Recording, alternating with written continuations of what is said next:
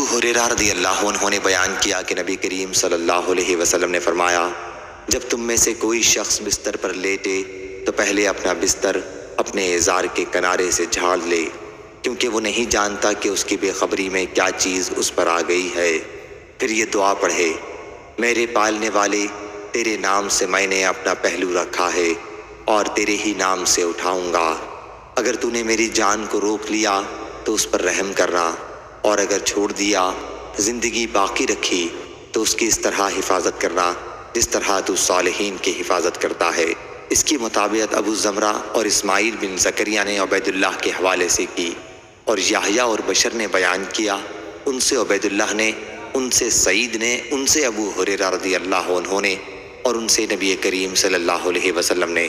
اور اس کی روایت امام مالک اور ابن عجلان نے کی ہے، ان سے سعید نے، ان سے ابو ہریرہ رضی اللہ عنہ نے نبی کریم صلی اللہ علیہ وسلم سے اس طرح روایت کی ہے۔ صحیح بخاری حدیث نمبر 6320۔